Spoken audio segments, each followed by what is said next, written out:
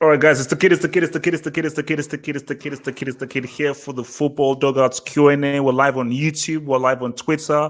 We are live on Insta Live, and we're trying to do our thing, man. We're trying to do our thing, trying to make things happen, man, for this beautiful Q&A where hopefully, Devo, some good questions have been sent. None of these useless, horrible questions, man. Let's just hope that some really good questions have been sent, man, because I know some guys sent some complete total brick questions. So shout out to all of you guys on the Insta Live in there as well, man.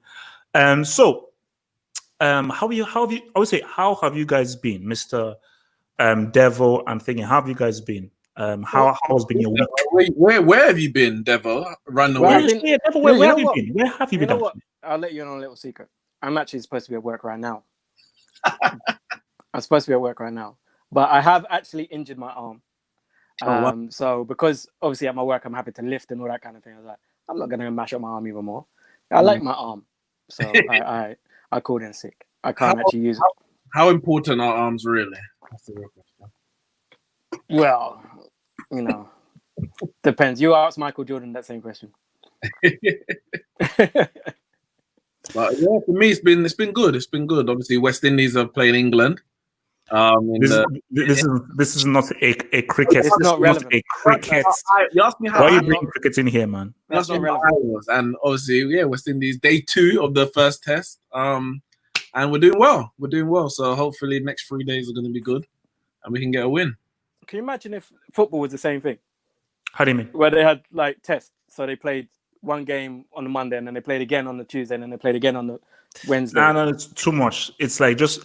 I don't want football messed with, man. Just keep it as it is. Just the game is nice. There, boom, make it happen. Bada boom. Let me say something, because in the 3 stadiums that they play in, the 2 stadiums that they're playing the 3 matches are, they've got hotels on the ground.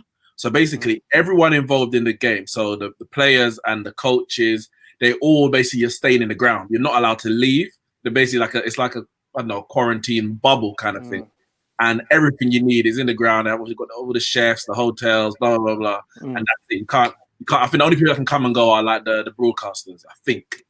But yeah, it's crazy. You couldn't do that in football unless you had one big stadium and all your matches are played there. Hotels. Maybe if you go to Qatar, you might have hotels in the ground and that kind of stuff. But quite a few. Well, Chelsea have got a hotel attached to the ground, haven't they? Oh, is it? Man. Yeah, it's true. Yeah, it's a pretty nice hotel. Actually, because I had to do some filming there for my part-time thing, and I was about to say, wow, actually there's a hotel attached to the thingy, man. Yeah, you couldn't get them kind of things at Turf Moor and them places there, though. Hey, look, let's respect those small stadiums, man. So guys, look, man, we have.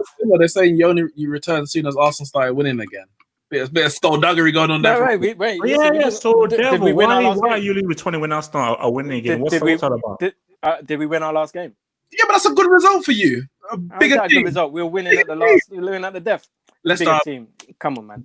But it was still a he left his sense on the barbershop floor.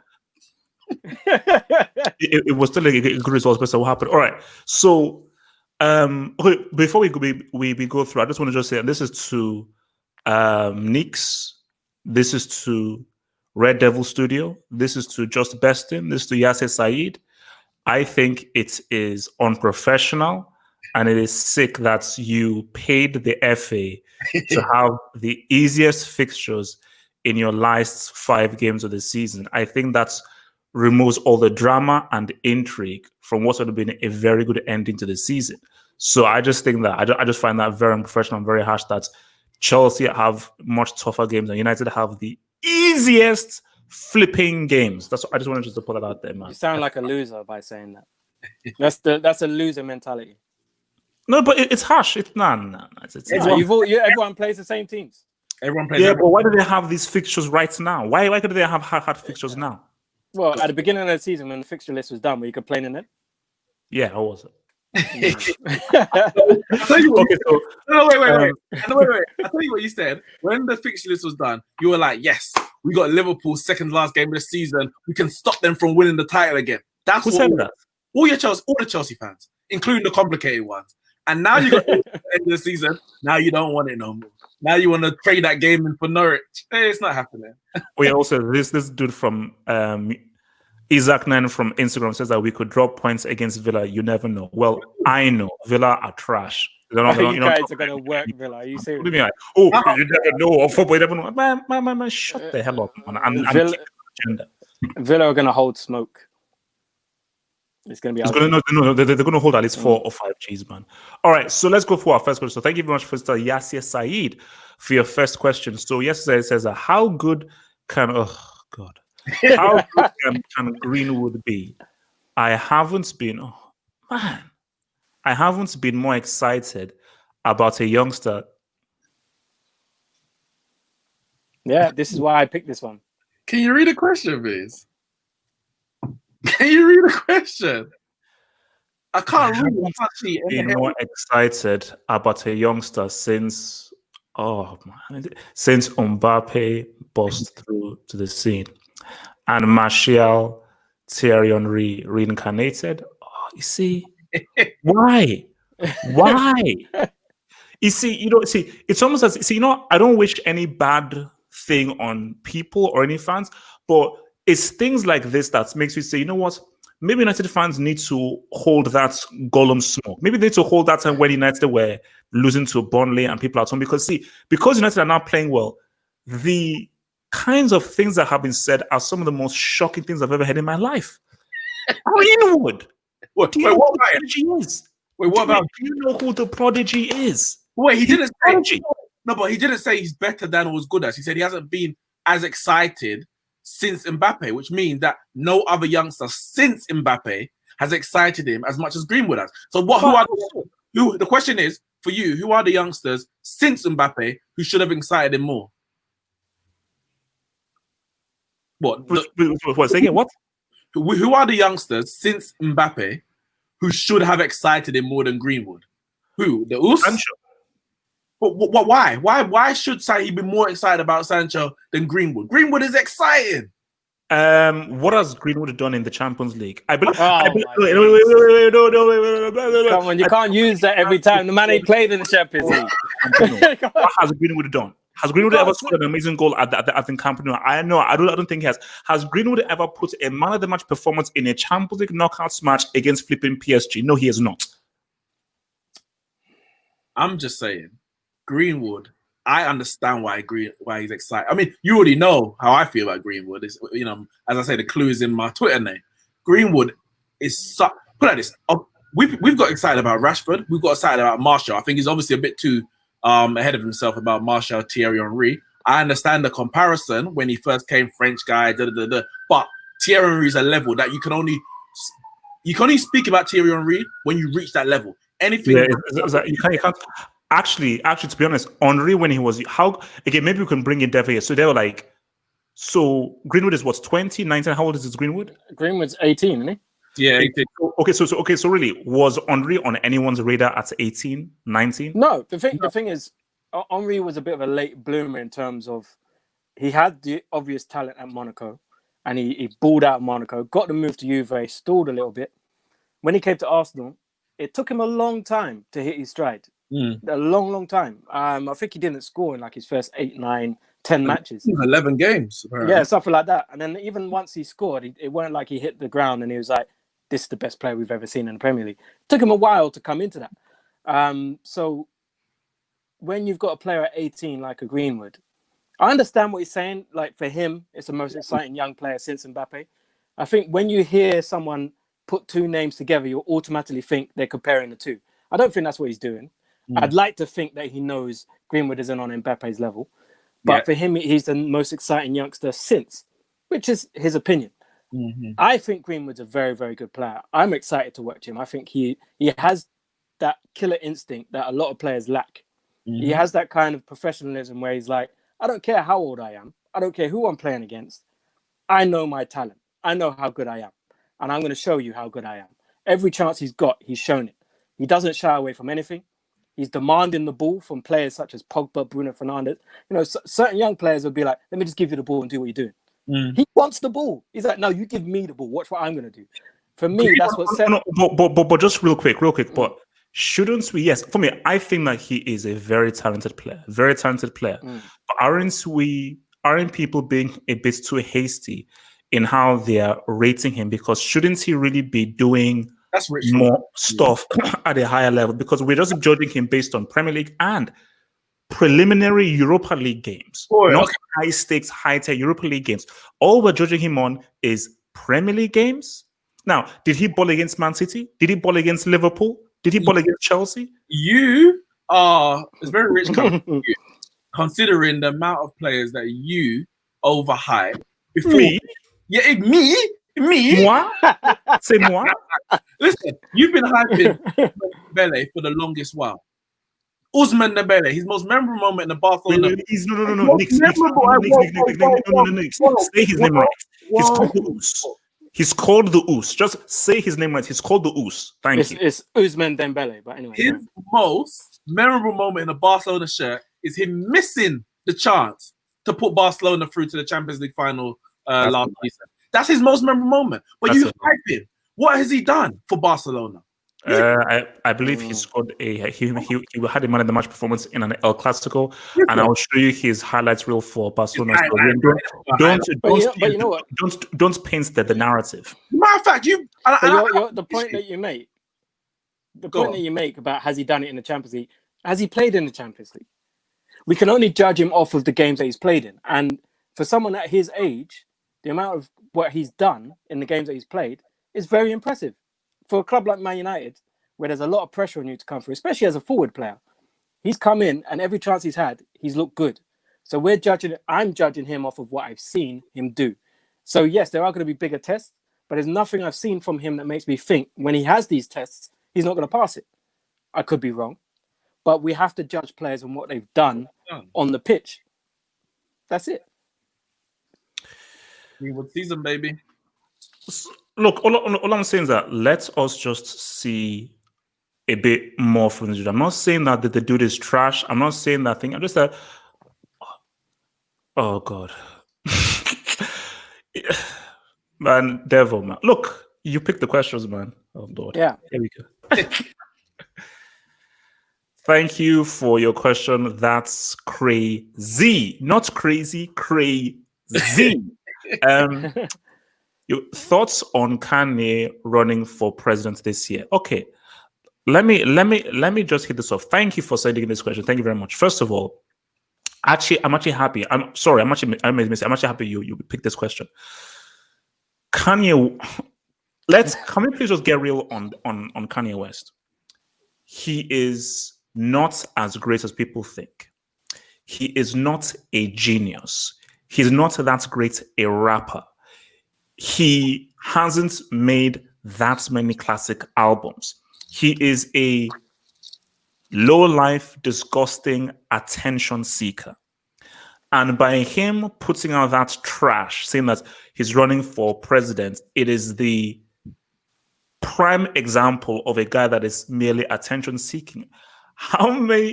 What do I have to say to people to say he's not a genius? He's not a genius. He is a pretty good hip hop. He's a pretty good producer. He's a pretty good producer. Okay, he's not because see the issue that people have is that he's propped up to be this genius, which goes to his head, increases his ego, and then he can come up with trash like slavery. 400 years. I believe that's a choice. Oh, Trump. Yeah, you know what? Trump is someone who I recognize, putting on the hat. Oh, now he's no longer a supporter of Trump. This is, as everyone knows, if you're connected to the dots, he's got an album coming out. And this is part of his rollout. Didn't he just have an album? Didn't he just have an album come out? I don't know. No. That was like about a year or two. Yeah. But what's also it's something like In God We Trust, something, but he released a thing, I think, Wash Us in Your Blood, which is the first single of this new album. I think it's Dr. Dre is helping with the mixing. Jesus is King came out October 19, 2019. That seems like a long time ago. It's really true. It does. It seems like a long time ago, man. Yeah. Wow, that seems like it's about 5 years ago now. Yeah. So for me, again, but okay, sorry. Before I give it to Neeks and Devo, what I would say though is that things are so wild in the world. Things have been so crazy. Please let him join the presidential debate. because I think that would just signify the absurdity of what's happening in the world, the absurdity of what's happening in America with Trump. If you have a triple threat of Trump, Biden, and Kanye West all in the presidential debate. Neeks? Yeah. What I was going to say is, first and foremost, he's got more than like one classic album. I think at least 4 out of his first 5 are classics. Him running for president, when I saw it, I thought it's a bit of a joke. I'll be surprised if it goes any further than a story that we spoke about. But if it actually goes and happens, I can't see that happening personally. For someone who supports Trump, and the thing is, him running for president doesn't mean that he supports Trump. I mean, I'm not a backer of neither the Democrats or the Republicans, even from here in English. Two wings of the same bird, or as Malcolm X puts it, the wolf versus the sheep. They're both going to eat you, but one tells you they're going to do it. The other one's a bit more sly. If Kanye West is a Trump supporter, him running for president helps Trump, because black people who may be voting for Biden, it takes the votes away from they will vote for Kanye, which gives neither a majority, which gives obviously Trump the majority. So if he's a true supporter of Trump, this might be the best way for him to get what he wants, if that is Trump going in power. He's not in any position to run any country. I mean, the leaders that we've got in, let's say, Britain and America, they're idiots anyway. But what's his experience politically to even suggest that he could be the president of any country? I don't know what that's about, to be honest. And I don't really pay much attention to Kanye West seriously since my view. He's a clown, man. Yeah, but the thing is with genius, and I think Kanye West is a creative genius. There's a difference. He's a creative genius, and I think in terms of him not having classics, he's had classics. It might not necessarily be his own music, but when you look at some of the classic albums, he's had influence on those albums. Many big artists have been influenced through Kanye, and I think that's what makes him a creative genius. As a rapper, meh, but as a producer and an influence on others, he's massive. In terms of him running for presidency, I think one aspect that a lot of people aren't looking at is the Kardashians. Kris Kardashian, whatever her name is, the devil woman, the woman is a devil. She will have so much input in this because for her, it's good media, it's good publicity for the family. Imagine them in the White House. Imagine Kris Jenner has got her foot under the table in the White House. Oh no, I know. That's what's going on here. I mean, the ratings for keeping up the Kardashians will go through the roof, isn't it? No. Also, it will be the first time in history that you have a first lady who has a sex tape that is available for everyone to watch. Are you sure? Does Melania have a sex tape? I'm pretty sure if you used to scroll through the dark web, you'll find something on it. Wow. Yo, man, Melania, hook me up, man. I never knew that he had this sex tape. So let's just from your boy Josh Spence, it says HH Neeks and Devo, thoughts on Pogba signing a new deal. He hasn't signed a new deal. What are your thoughts? He's not yet. I think he would be wise to do so. Yeah, it would be clever for him to. So you guys think that he should sign a new deal? In these COVID times, it makes sense for everyone. There's no guarantee that he's even gonna get a move because who can afford it, and you need to protect yourself as a player because let's say 2 years come, no one can afford you, and I don't know. Then when you sign the deal at that point, who's gonna be able to pay the wages that you're gonna want? So I think him signing a deal doesn't mean he has to stay at Man United for the rest of his career, but the process that Man United is going through, the progress they're making at the moment, I think he would buy into it. But I think for his own sake, wait to the end of the season, see where we finish in terms of whether we're in the Champions League or not, and also see what signings we make. I know Rooney had the same issue with Man United at one point, and he called out Man United in terms of we're not making the signings that we should be. And he got a new contract. We went and signed Van Persie, won the title. But if we make certain signings, there's obviously talk about Jadon Sancho, etc., that shows Pogba will go in the right direction. And as Solskjaer put it, giving him the new challenge that he spoke about, and that means challenging him the Premier League and challenging the Champions League. I don't see any reason why he shouldn't sign that contract. So again, here's boy SSI. It said Danny Ings. I give a super chat. SSI who says Danny Ings got 19 goals. What the f, bro? See, you know what I he scored again today. Is the amount of goals he has scored and where Southampton are in the table. So that's just what? Horrible defense? No, Well, he's they've striker.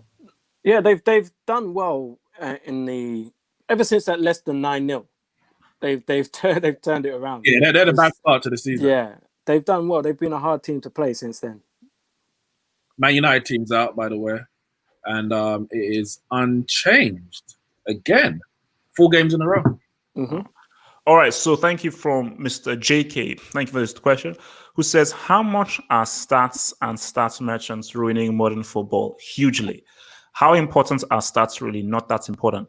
The eye test is almost non-existent nowadays. I agree. Players like Dino would have a completely different legacy impact if they played in his current era, as his stats were not so great. I agree. Let me ask because we know what you're going to say. So let me go. Stats have a place. Stats have a place because it gives. But the aim is to give context to those stats. So stats, football is stats in the sense that the Premier League table is a stat. You play that many games, you won that many games, you scored that many goals, you got that many points. The Golden Boot race is stats. You score that many goals. So stats has a place in football, but it's by no means the be all and end all. And I think in the last few years or so, it's really gone up another level because there's more stats available to more people, which means more people are contributing in that debate. Back in the days, stats wasn't available at the tip of your fingertips as it is now. My only issue when it comes to this whole stats versus eye test debate, and I don't have an issue with either. Stats are facts. Can't dispute the fact of a stat. Eye test is subjective. My issue is people that generally go with this eye test over stats, you would then go and use stats when it suits them and then use eye test when it suits them. And for me, you should also just merge the two. It shouldn't be one over the other. You should merge the two. But people like to say, oh, that stats sound relevant when you're talking about your favorite player who don't have the stats. But then if you're talking about your favorite player who has the stats, you will use that to back it up. So I'm not against either. I think you have to merge the two. That's my take on it. Yeah, I agree. Devo? I agree. You have to merge the two. As you said, football is heavily reliant on stats. Points. You get 79 points in a season. That's a stat. You got 79. That's a fact. You can't mess around with that. That's fact. The eye test is equally important, but as you said, it's very subjective. So some people will be, they'd prefer to see someone do 28 step overs and think that he's a great player because he's very skillful. But then after that step over, his cross hits the first man. So which part of that are you looking at? Are you looking at the step overs thinking, yeah, he's great? Or are you looking at his delivery and thinking, yeah, you know what, he's not that good? It's subjective. So it depends on how you see things. A lot of people are looking for the flashy, all of this glitz and glam. But then when you actually look at it, it's like, but what are you actually giving to your team? How effective is that in helping your team get 3 points, which then means that you get more points at the end of the season, which means statistically your team is the best in the league. So it all comes back. It's a circle.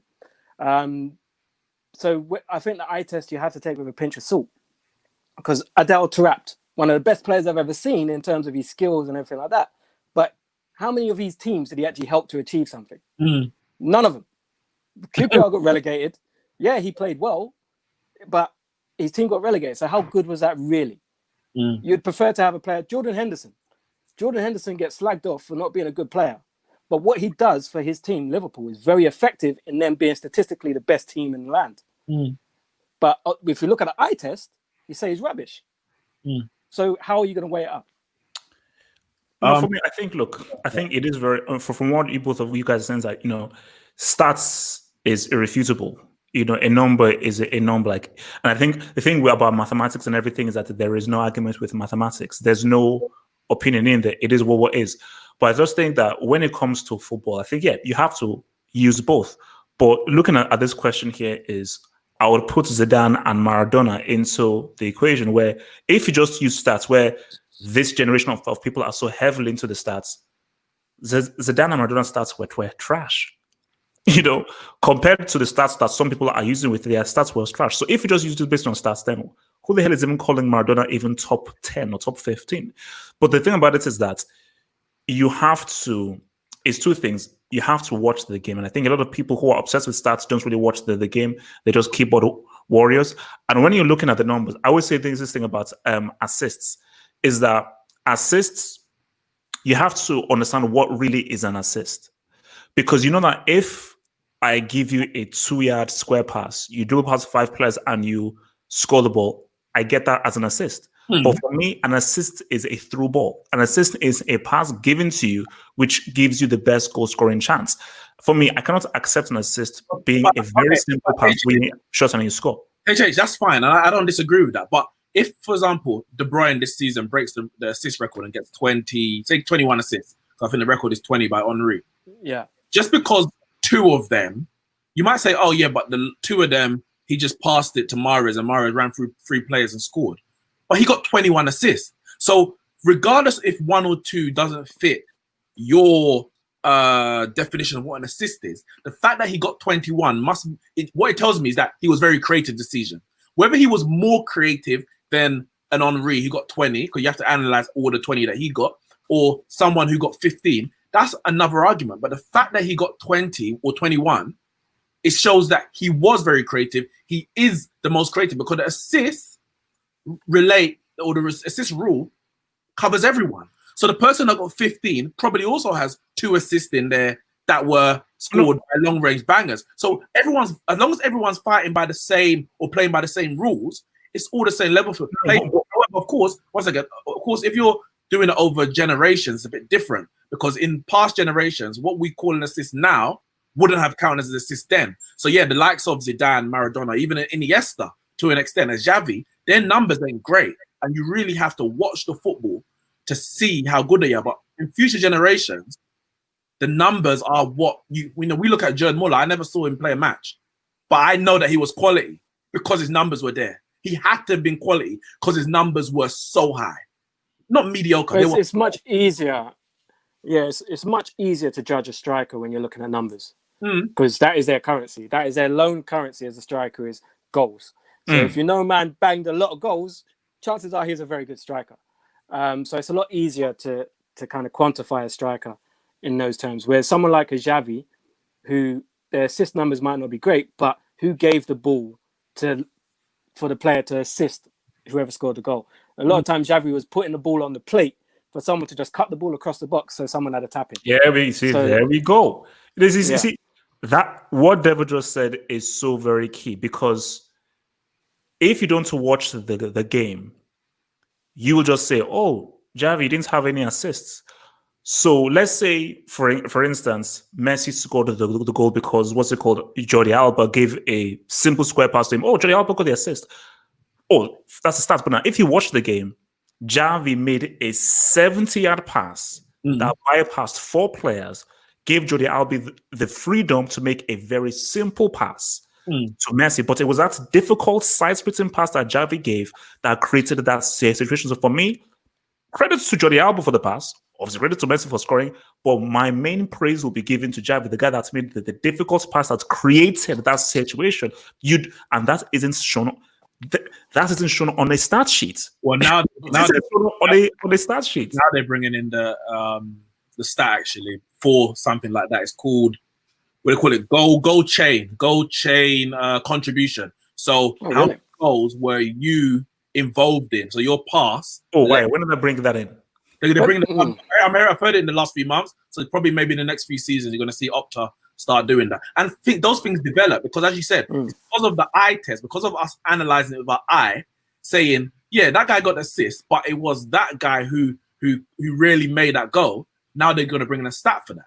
So I think stats also do what's the word? They change. They change with the time. They, with how football is analyzed. But there was a point. Sorry, in the chat from Mossab. He said Cristiano Ronaldo got an assist for Marcelo's goal in the Champions League final 2014. Cool. You might not say that's an assist, but if he ended the campaign with 10 assists, you know that throughout the campaign he was creative.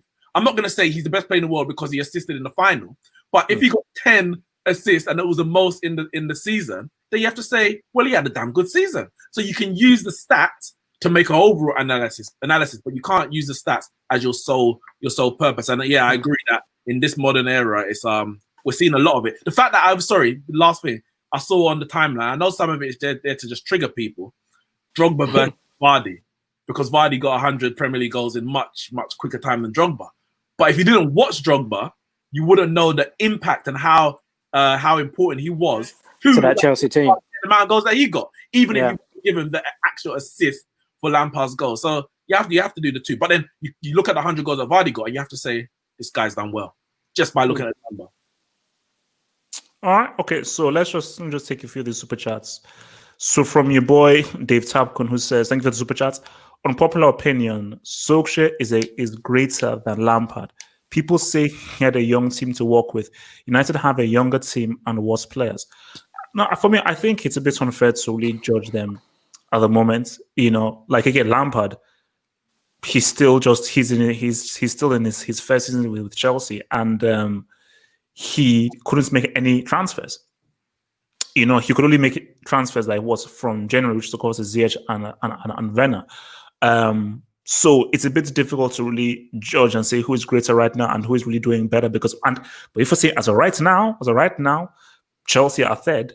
United are behind Chelsea. So, but before we even compare them, let's see Lampard at the end of next season. Because Solskjaer already has a season, like pretty much like almost like a season under his belt. So we have to really wait for that. And another one, if I can quickly find it before we go to our next question. From Just Besson, who says, "Will you review Pop Smoke's album? 50 Cent is involved." I haven't listened to the album. I've listened to the album. But I'll try. I mean, I've listened to a few songs, but not the full album. So Daniel Hunkin says, "Most top teams use stats when scouting." Okay, fine. Yeah, cool. But yeah. Stats are integral to that side of the game. But those scouts also have to go to the games and watch the games as well. They don't just use the numbers. Yeah. So for instance, can we put Dowski's 51G's season in perspective? I believe people are getting excited about it because it's a player doing that's not CR7 or Messi. I disagree. Because when Messi and Ronaldo did it, we got excited before they were Messi and Ronaldo. So we're doing it because 50 goals in a season is damn good. I think with it's damn regardless. When Harry can't score, it was still good. You can't score 50 goals in a season and just be like, yeah, but it's only 50 goals. There's no putting it into some teams to put it into perspective. Some teams don't score 51 goals in a season. An entire team. Some teams in the top flight in this country, in Spain, in Italy, and Germany won't score 51 goals in a season. Dowski's done it on his own. That's actually stupid. And also 11 goals in the Champions League as well. It's stupid. All right. Let's try and get through this question so we're in time for the match. So Armchair Critic says, "Where do you guys rank Zlatan Ibrahimovic among the best strikers of our generation? In the same bracket as Lewandowski and Suarez?" Thank you for the question there, sir. We see the Ibrahimovic thing is tricky. This is where I land with Ibrahimovic is that he has a very impressive resume in terms of his impact on Eredivisie, Syria, La Liga, Uber Eats, and so forth. What I also say about Ibrahimovic is he has one of the best goal repertoires of any striker I've seen in terms of the kinds of goals he scored and the variety of the goals he has scored. But for me, I would say Ibrahimovic underachieved. Okay. For a guy of his talents, of his ability, what he could do, and I think the hype surrounding him during his peak years at Inter and Juventus, he was overhyped. He underachieved. He never, ever reached the Champions League final. This is a dude that played for Juventus, for Inter Milan, for Barcelona, he started at PSG, and he never reached the Champions League final. I can forgive his whole Sweden thing, that's fine. But based on how good you were, how the teams were built around you, and you played for some of the best teams in the world with teams who were at their top, Milan as well. So for me, I would just say he underachieved. So I would still put him, I'll say Ibrahimovic, talented, great resume, superb goal scorer, but an underachiever. I agree. He did underachieve. In terms of those three, I would put Suarez at the top. I would put Zlatan just above Lewandowski. I know Lewandowski got to a Champions League final, cool, but in the latter part of Ibrahimovic's career, so after he joined Barca, some of those things that I was cussing him for, some of those you might just say stats that he wasn't getting, he got after he joined Barca. So he hadn't scored in a knockout round of Champions League until he joined Barca. He scored 2 against Arsenal. Then he went to AC Milan and he scored as well, and PSG scored. So he kind of he rectified a lot of his, I would say, errors in his previous year, because he played for top teams, and there was no excuse why he didn't achieve more in the knockout rounds of the Champions League. International football can excuse him, but the fact that he's done it in Italy, even though he didn't have a great time in Spain, he scored the goals in Spain. He scored in France. Cool, I know it's not. He was at the strongest. But he also came to the Premier League late in his life, or late in his career, should I say, and scored. Scored in obviously the Europa League in a poor Man United team. When all is said and done, considering everything that happened, it wasn't a great Man United team. So he's done it in more leagues. Lewandowski went from Dortmund to Bayern, and we know how single, or how much of a one-team league the Bundesliga is, and neither of them has won a Champions League to date. So I would put him just above Lewandowski. Yeah, I agree. I agree with everything that's been said. I think he has underachieved. And I think a lot of it, I know he's played for big clubs, but sometimes I think when you move around as much, you lose your legacy in a way. I think, say for example, if he would have stayed at one of those clubs, because since he left Barcelona, they won the Champions League. He left, was he at Inter before or after they won it? Before, isn't it? Oh, yeah, he came from Inter. Before. Wait, you mean before they won the Champions League? Yeah. Before. No, because no. They won it. They won it. It was the swap with Edsel. Yeah, of course. Yeah. They won it. Remember, they won it in 2009. Of course. Then he joined. They didn't win it. Yeah. He left, and they won it again. See what I'm saying? So I think that's kind of dented his legacy in a way, because he never really settled at a club when they were at the peak of their powers. He was there, and then he kind of left, and then they went on and did better, which kind of dents his legacy. But I think, as you said, the variety of goals that he scored, his catalogue is up there with the very best. Not many players can say that they've scored the kind of goals that he scored. His whole aura and his ego has helped to cement his legacy as a football player. Yeah. Because if you didn't think he was good, the way he spoke made you think he was good. Yeah. So he'll go down in history as one of the best, because he said he's a great PR. Yeah, a great character. But I agree. Under his legacy itself is the fact that he never settled anywhere, because it's like he's big and bold and everything, and he has to go and dominate the world. So he has to go Italy, Netherlands, France, Spain, England, new MLS, whatever, I don't know where, LA. He has to go there, because if he doesn't, he's not the world champion the way that he makes himself in it. So I think that is his own legacy outside of staying at one club and dominating. And the funny thing is, with all the clubs that he joined, I don't know how Barca fans view him. I know how Pep views him. I don't know how Barca fans view it or how he views Pep. But with all the clubs that he joined, none of the fans generally have a bad word to say. Man United fans, we love the Ibrahimovic couple seasons. He was at Inter and AC Milan, and I think both of them love Ibrahimovic. Whereas you got someone like Sol Campbell left. No, I know, but I'm talking that rivalry, Milan rivalry. You got Sol Campbell who left Spurs for Arsenal, and Spurs hate him. Van Persie left Arsenal for Man United, and Arsenal hate him. But why did you have to do that, bro? Why can't you just leave it at Sol Campbell? Ibrahimovic has gone to all the big rivals in one country, and they all love him. So that alone is his legacy, which is unique, which is maybe the way that he likes it. All right. So let's keep the ball rolling. So from Footy Wizard, who says, if Cristiano remained at United, how do you think that would have panned out? It's panned out. This is funny because I actually spoke about this thing yesterday. And, because, I always love these what if scenarios. Like, again, okay, what if the referee wasn't paid and Chelsea got to our 2009 UCL final and they'd actually now have 2 UCL wins instead of just the one. But yeah, for me, look, it's dependent now. And I'm sure Neeks will want to speak on this. But my thing is, so if Cristiano stays, how long does Fergie stay for? does Fergie stay for longer? Because I do believe that if Cristiano had stayed at United and had continued to grow the way he was growing, he would have broken the goal scoring record. Basically, we have to have a separate discussion about Alan Shearer. I don't think anyone is ever going to break that goal scoring record ever. I don't think anyone will. But he would have gotten, I think, very close. But for me, I feel that he would have done a lot more, because I just think that as good as he was for Real Madrid, I just think he was far more dangerous for United. And I think Ferguson knew how to use him. And I think that especially because of the Premier League and how quick and fast the Premier League was, he was perfect as a weapon, a counter-attacking weapon for the Premier League. So he would have, I think United would have won more Champions Leagues. Because again, this has a knock-on effect. So he stays on. So he moved, what was it, 2009, 2010 that he moved? Yeah, 29. 2009 summer. 2009. So you look at 2010, doing to win that treble in 2010. You look at 2011.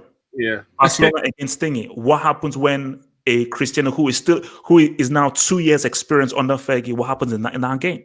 You now go over to 2012. 2013. What happened then? Do Chelsea win that? So it's like 2013, he knocked us out of the Champions League. Yeah, so basically, for me, I think that it would have these what if things are crazy because it has a knock-on effect on everything. So I believe United win more Champions Leagues. They win more Premier Leagues, but the key thing about it is, does Cristiano's development force Fergie to stay? Because I remember Fergie said that he had promised his wife that, look, you said you were going to quit. And he said that, okay, I'm going to do it because of my wife. Because she said that, look, you have to call it quits now. But my thing about it is that if you remove Fergie away, okay, again, Cristiano stays, Moyes is there. What happens then? Does Moyes now do better if he has Cristiano in his team, or does he still get sacked, or does he still conservative with a Cristiano name? So yeah. Ronaldo would have left. Wait. Let's Devo, because Neeks, I know you're gonna preach on this. So Devo. You know, I think if Ronaldo stays at United, he ain't the same CR7 we know now. If he stays at United, he's not the same Cristiano Ronaldo that we know now. And the reason why I'm saying that, Real Madrid made him into the machine goal scorer that we know. If it's at United, would he have stayed playing on the wing a little bit more? How would he have stayed playing wide to accommodate a Rooney, or would United have played Ronaldo through the middle and stuck with him through the middle and built the team around him in that way? I think him going to Madrid and becoming who we know he is now was partially because of the pressures at Madrid and the fact that the fans, because remember, these fans are bloodthirsty at Madrid. Even though they love Ronaldo, they booed him. That's how much they want success at Madrid. At United, when you're a cult figure, they love you no matter what. They love you. It's not the same pressure. I'm not saying that United are a small club, because they're blatantly not, but the pressures are different. I think Ronaldo stayed at United. I don't think he pushes himself as hard to be the best, because he isn't going up against Messi. If Messi isn't there, I don't think we have the same Ronaldo. And the same thing, if Ronaldo never went to Madrid, I don't think we have the same Messi. Those two being where they were at the same time are instrumental to where they are now. I think if Ronaldo stays in England, who's going to push him to those levels? So I think it'll be a completely different thing. In terms of success for Man United, I think, having the best player in the world is obviously going to make you a more successful team. So I think, the whole thing of Moyes going in there and Van Gaal and all that, they could have probably, that might not have never happened. They might have just stayed at the top and dominated for many, many years. Would Chelsea have knocked them off their perch? Would Man City have been pushed so hard? It's a massive what if. Massive. It's funny how one sale could have done so much for the landscape of this league. It's crazy. Neeks? Yeah, I think Devo's right. I think because Man United would have benefited more from Ronaldo staying than Ronaldo would have benefited by staying. England would have appreciated Ronaldo even more if he had stayed, because of course, if he breaks Premier League record, the way that they're talking about, let's say the likes of Alan Shearer or Harry Kane, that it will be. I know it's not the same because they're both England, but they're both English, should I say? But his record would have been it would have been seen as like tenfold because they would have said obviously it's a harder league, blah blah blah. And I do believe it's a harder league to score in for Man United in the Premier League than it is for Real Madrid in La Liga. That's the thing. His record wouldn't, as an individual, wouldn't be as great because Real Madrid, especially when he joined and the years that he was there, were so much further ahead than the rest of the league compared to Man United. Man United's always got challenges. So scoring 40, 50, 60 goals in a season is very, very unlikely because your team isn't as far ahead of third place, fourth place, fifth place as Real Madrid and Barcelona are. So I think, you know, if you're talking about pure numbers wise in terms of those records, it wouldn't be as far. But there's a different legacy where if he had, let's say, won back-to-back Champions Leagues or got Man United to five Champions League wins, which then you keep the trophy, there's a different kind of legacy that he would have broken, but that would be very much club related. Worldwide, I think he had to go to Real Madrid because we spoke about it before. We spoke about, you know, whether Mane is going to leave or Salah's going to leave. The best players in the world go to Real Madrid and Barcelona. That's just it. That's a fact. So if you want to really reach those global heights, you know, you can go so far at Man United and Liverpool and Bayern Munich and Juventus. But if you want to go, you know, out of this world, Real Madrid and Barcelona are the places to be. Because you see, Neeks, when I said that before, people were calling me crazy and everything because I've always said this is no disrespect to even Chelsea, even United, anything. To the very best have to walk through the channels of either Real Madrid or Barcelona. That's just how it is. Yeah. No, I agree, and it's no slight on Man United and Liverpool. You know, we are great and big teams in our own right, but it's just that Barcelona and Real Madrid is another level. And Ronaldo's known that since he was, you know, a little child. So the Ronaldo that we saw at Man United was only the Ronaldo that we saw because his aim was to play for Real Madrid. If that was never his aim, then he wouldn't be putting up the numbers because he had to get that move. So yeah, I don't know. I think it is. Let me just hit this. Tottenham losing. Bournemouth have beaten Spurs in the 90th minute. In the 90th minute. Yes. I'm waiting for that phone call. Believe Bournemouth. Sava, I'm waiting for that phone call, brother. Where's the phone call? Oh my, that is embarrassing. Oh, I'm gonna have to get Amazon Prime. I'm gonna have to do it. Eddie Howe. Jose Mourinho. Eddie Howe. Eddie, how did you do that? Eddie, how did you do that? Son, Harry Kane, your boys have taken one hell of a beating. Okay. Wait. Actually, wait. Let me just read the super chat and then we have to look at the tape. No, it's disallowed. Let us go through this things real. It's been what? disallowed. VAR. I don't know, but it's been disallowed. Either way, is it still? It's been disallowed. It's been disallowed. They're still not winning now. No, it's going to be 0-0. It's been disallowed. disallowed. It's been disallowed. Dead team. Phew. Dead team. Look at him. Like he's a Spurs fan. Look, I'm an Uncle Moo fan, man. I'm an Uncle Moo fan, man. All right, your uncle's dead. Your uncle's finished, man. Okay, wait. Let me hit the super chat. So from your boy, yes, society says that I'm sorry, I don't rate 51 G's. Blaming Cristiano and Messi. No, as Devo said, even when Cristiano and Messi scored 50 goals, we still said that is flipping amazing. I don't matter whether you're Messi or Cristiano, 50 goals a season, still 50 goals a season, and we still praise it's whoever does it. Just Person says Rooney is a better all-round player than Lewandowski. Facts. Yeah. You know what? It depends on what you mean. Because all-round player, yes, because Rooney has more to his game. Rooney could drop deep, he could play midfield, he could play wide. Lewandowski's a striker. So okay, maybe he's more versatile. So maybe. So Yasser again says United we're going to get Bale and Cristiano, but Ferguson retired. So were they going to get Bale? I never knew. That was always a rumor. Put like this, it would have been easier to get him if Fergie was there.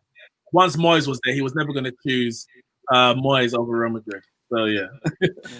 And also from Zoateng TV says, see, we just discussed, it says that Cristiano has 700 goals. He would break Shearer's record in the Premier League. But again, as we just said, do we have the same goal scoring Cristiano at Man United that we do at Real Madrid, where he changed his game thanks to Mourinho?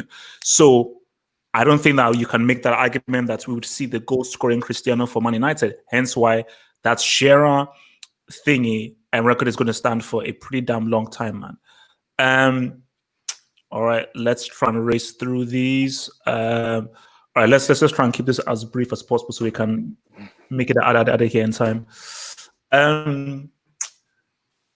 Worst individual performance in a major final? Karius. Karius. Yeah, Karius. Yeah, I agree. I mean, I don't think there's a positive. Yeah, Karius. Yeah. All right. From Adnan, who's been more influential in Liverpool winning the title this season? Salah, most goal contributions, or Mane, most points won from his goals? Mane. Well, why are you not mentioning Van Dijk? Well, I don't think Van Dijk has been.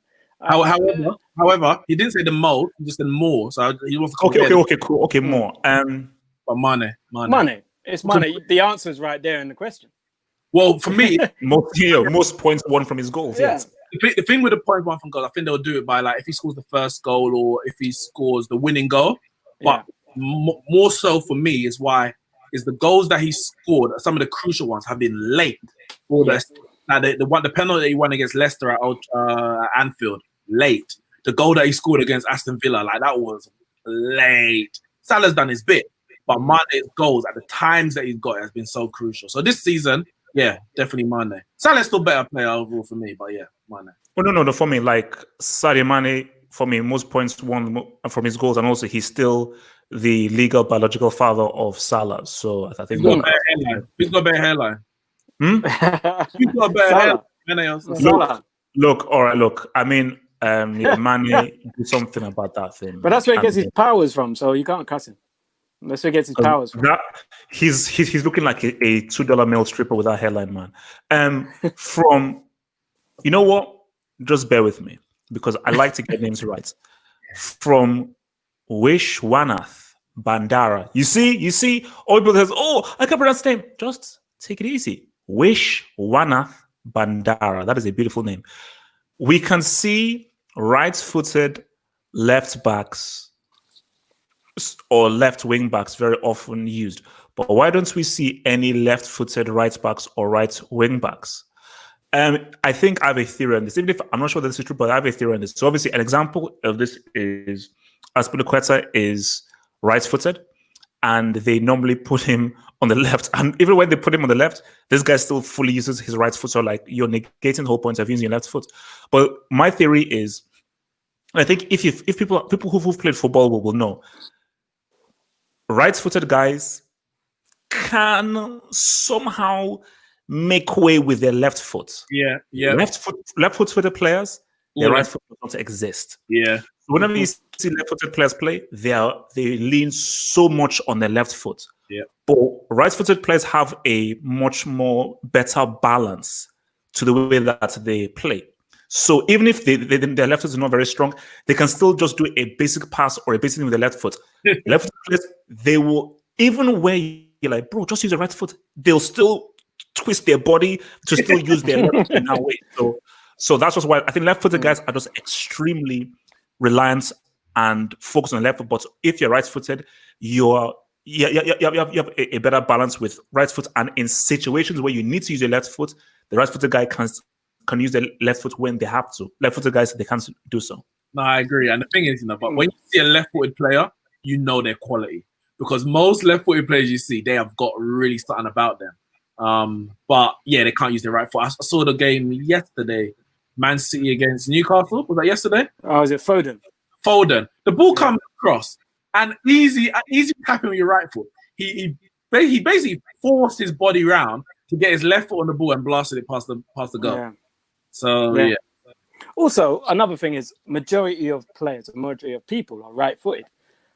So in that way, it's probably harder when you're coming through as a youngster to find the left-footed players that will play in the team. So you might have to play right-footed players at left back. It's very rare that you're going to be forced to play a left-footed player at right back. So that's probably part of the reason as well. Okay, no, good question. That's a really good question, man. Now, I didn't sanction or agree to this question here from Gatlock. So he's given us actually, Dev. The people should only send in one question. I don't know why they're sending you to prefer. So from Gatlock, Friend of the show, he's given us a two-part because he thinks he's so cool. First one is, which country do you think is better suited to win the Champions League and Euros, Copa America next year? And the second question is to Judge Devo. This is a petition for H to be transferred from the Brick Academy to the Brick Asylum. His new contents crack has messed up his head. So the second question will not be answered because that isn't a. Wait. You're on crack?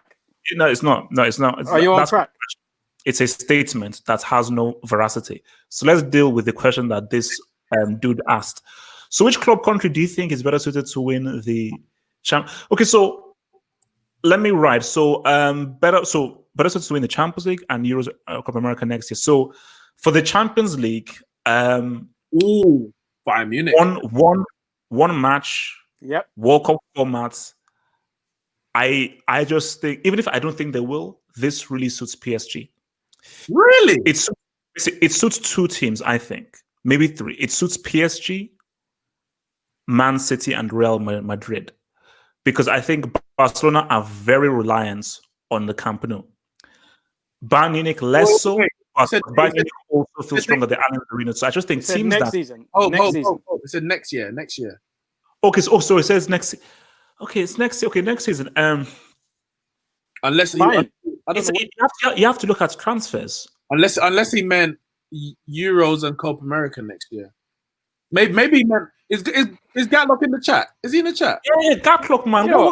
What kind of useless question do you ask, man? You can't ask a number of questions, man. Are you crazy? Well, I mean, we can answer the international one anyway. Okay, international one. I'm gonna say, you see.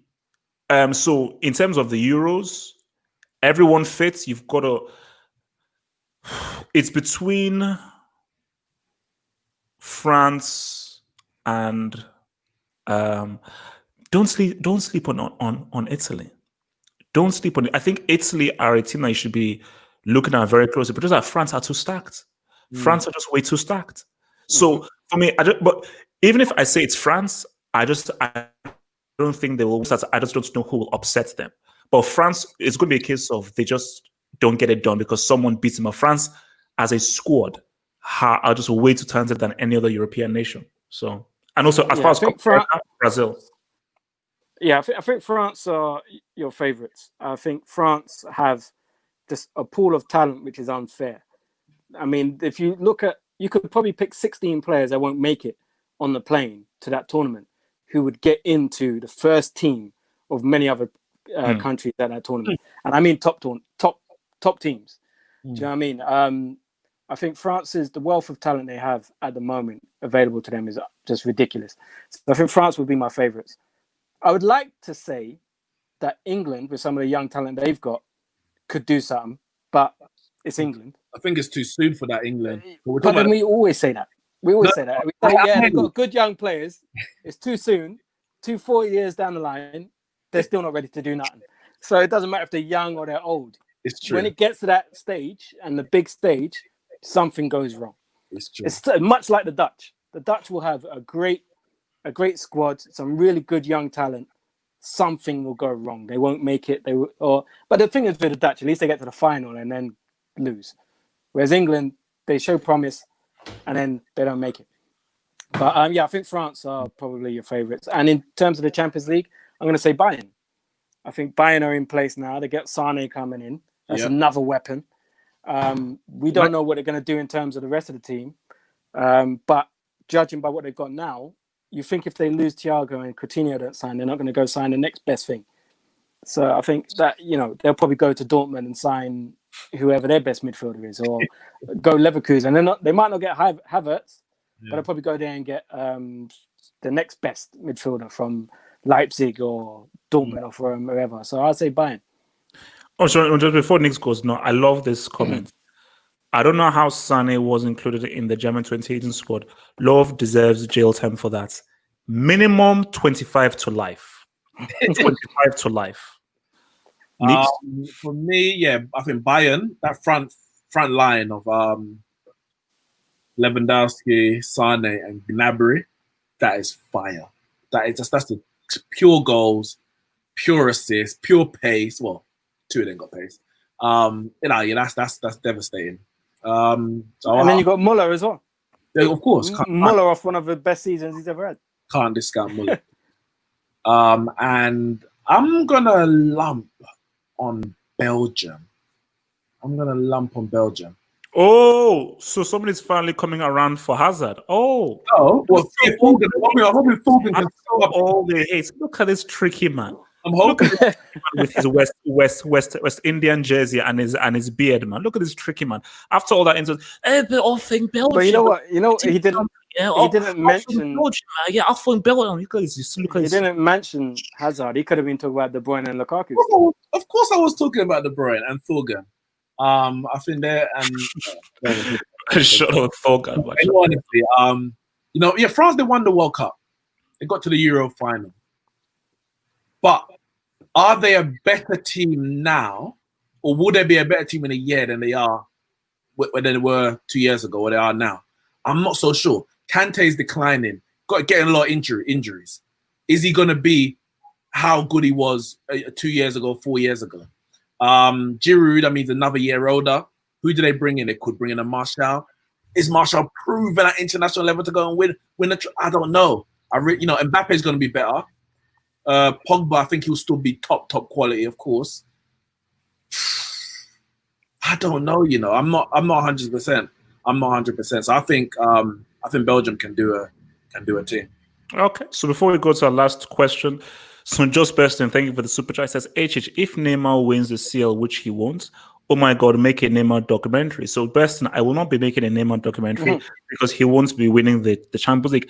Beston, if he ever wins the Champions League or a World Cup, then come back to me. Until then, this is all hearsay. So for our final question before we hopefully see Villa and Grealish try and do me a favor. From Carolina Portas, which one is the best coach ever? Any suggestions? The heck? So which one is the best coach ever? Any suggestions for Barcelona's next coach? Not happy with Setien. So I don't really understand the fact. Who is the best coach of all time? Okay, okay. All right, so best coach ever. For me, this is what I always said. In terms of consistency and the legacy, Ferguson. In terms of your impact in many different teams and situations, I say Mourinho. Oh, come on, man. Oh, come on. Come on. What are you talking about? I think Madam Portas wants to hear from the GOAT. Guys, thank you very much. Thank you. So, before I was rudely interrupted there, Madam Portas, consistency, Fergie. What that guy was able, he literally built about 3 or 4 teams with Man United, which is simply amazing, and he kept on with his sustained success. Whether you like it or not, Mourinho won with scraps with FC Porto. Whether you like it or not, he has given the only Italian team their treble, Inter Milan. Not Juventus, not Inter Milan, Inter Milan. Whether you like it or not, he created a legacy for Chelsea, giving Chelsea their very first title and gave them a foundation to be one of the biggest clubs in the world. Whether you like it or not, he went to Real Madrid and he ran Pep out of town. Pep Guardiola got a first-class ticket out of Spain because he was terrified and afraid of Mourinho, and he didn't want that Uncle Moose smoke. So anything you say, talk about, Bournemouth, Mourinho's legacy and his impact is flipping profound. So those are my picks. Are you done? Boy Jose Mourinho, Are you done? Your boy Fergie. Are you done? Okay. No, I'm not done. Mm-hmm. I'm not done. There's 2 names, and either one I'm content to say. The first one is obviously Ferguson. I don't even have to explain that. And for me, the only other one who comes close is Vicente Del Bosque. He's the only one. Come on. He's the only one. He's won La Liga, Yeah, he's won. Yeah. Champions League twice, and he's won the Euros and the World Cup. So he's done it. Nah, bro. That World Cup is fake, man. That World Cup is fake. How is it fake? If not for Casillas, Robin would be a horseman now. But Robin would have. That was a 2-0 90-minute thing. Robin would have scored 2 goals there. I'm sorry, I'm not giving Spain that World Cup. Let me say. If the linesman had eyes, Mourinho wouldn't have won the 2004 Champions League because Scholes wasn't offside. Yeah, it is what it is. It's funny how VAR would have changed so much history in football. It would have. So yeah, it's between Ferguson or Del Bosque. It's as simple as that. And it ain't Del Bosque. That is a horrible pick, man. You know what? I think I'm going to go outside of the box. I'm going to put out 2 names that probably a lot of the people watching this might say, "What are you saying?" But I'm going to say Capello, because Fabio Capello, he made Milan a force. He done it at Juve. He's won a lot of trophies. Did it at Madrid. And I'm going to say Ancelotti. Ancelotti has been successful everywhere he's gone. Everywhere he's gone, he's won something. And he's been in the game for a long, long time. So I think sometimes he gets overlooked because he isn't necessarily a flashy manager. You know, you're not going to have any sound bites of him or any memories of him cussing this person or doing this, that, the other. But Ancelotti has won everything. Mm-hmm. He's won absolutely everything. Every club he's been to. I agree. Ancelotti is greater than Mourinho. Ancelotti is. Sorry, I think I didn't answer the second part of the question. Barcelona's next coach. You see, I've always said that Ronald Koeman should, and also I believe it's Ronald Koeman. I think Ronald Koeman did say that. I think after the Euros, he'll happily put himself up for the job. And this is what I've always said about Barcelona. And this is what I've been saying to all these Barca fans is that their hiring of Setien was a belief that, if we just get back to the tiki-taka before, we will gain results. But what you understand is that football evolves and football changes, and you don't have the players as they have to execute that system. So Barcelona have to move into the future. And I do believe that Ronald Koeman, who is doing really good stuff for Netherlands, I think he understands the Barcelona system, but I think just him being a better coach and a manager, he will be able to rebuild and create a new ethos for Barcelona for them to be successful. And people say Ten Hag, but that is Ten Hag. No, Ten Hag is a similar Setien thing. I'll say Ronald Koeman. Give it to Messi. They might as well just get it to Messi, man. Just let Messi do everything. Just let Messi do it. Whoever you get as manager, he's going to be the main influence anyway. Just let him be the manager. Is there strong talk about Setien being relieved of his duty? If they don't win the league, he ain't staying.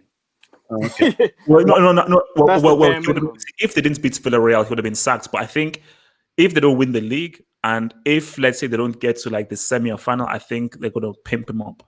Xavi was in strong talk to actually get the job.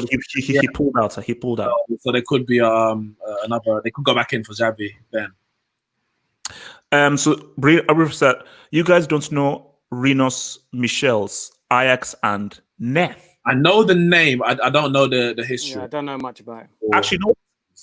Even if I will not put him in there, I will say a special mention for Louis van Gaal, because what he did with that Ajax side in 1995, a bunch of total unknown youngsters who all of them became legends. So this was a team with a teenage Seedorf, teenage Davids, teenage Kluivert. You had De Boers in there. I think you had Reisinger. You had Finidi George. Reisinger. Yeah, Edwin van der Sar. Yeah. Mm-hmm. So guys, look, man, remember, so this is what we say again. Remember, join us on the Patreon. The link is in the description box below. This is where you can help us, support us, show us your love. And this is where you can get access to lovely, interesting, amazing content from your boy Neeks with the whole United agenda in there. Your boy Devo with Devo's Donuts, and also exclusive videos with Combined 11s and all that lovely stuff. So click in the description box below. It is patreon.com/dugouts. Patreon.com/dugouts. Support your boys, and become a Patreon member. So, guys, any final words before we exit? Can Jack Grealish produce a masterclass, please? Well, if he does, we're definitely going to sign in the summer, innit? So. If he does and he consigns United to 5th or 6th, man, happy days, man. I mean, I'll be pulling out the Devo beverage as a result. What's man. that? I don't drink that stuff, man. Bro. Tennessee honey. Yeah, I used to drink that stuff. You know what? I can't drink that stuff. It makes me forget. Oh. So I wake up, I don't know what happened. I can't drink that stuff. Because Arsenal's winning now, he wants to remember. I see what you're doing. So any final words before we get out of here? Yeah, Tottenham and Bun Mourinho. Wait, when's the derby? Sunday. Next. This Sunday coming? This Sunday coming, yeah. It's this Sunday, yeah. Yeah. Big, I'm going to be at work. Big. Don't worry, I'll watch it for you. Big stuff. Yeah. And obviously, it's going to be weird, man. It's going to be weird. No crowd. It's going to be such a strange... No, it will be weird. But trust me, and you're going to hear bare cussing. You're going to hear pure cussing. Yeah. All right, guys. So, okay, look, man. So we'll be out of here and so forth. So remember, guys, I'll be back here for the post-match United stream. Wait, Neeks, are you guys doing a? You'll be doing a. No, I'm not doing a live stream. I'll do my match review. I might jump on Terry's football terrace probably for a fan cam. And of course, if we win, I'll be in your comments telling people vid. If we don't win, I'll be telling people to dislike the vid. You know how it is. That's a fair deal. That's a fair deal. So I am willing to sacrifice 100 dislikes if United can hold that else. So look, man, bring in those likes, please. I'm willing to have those 100 dislikes if United get that now. Guys, peace out, stay true, and we're out. Peace. Peace. Out.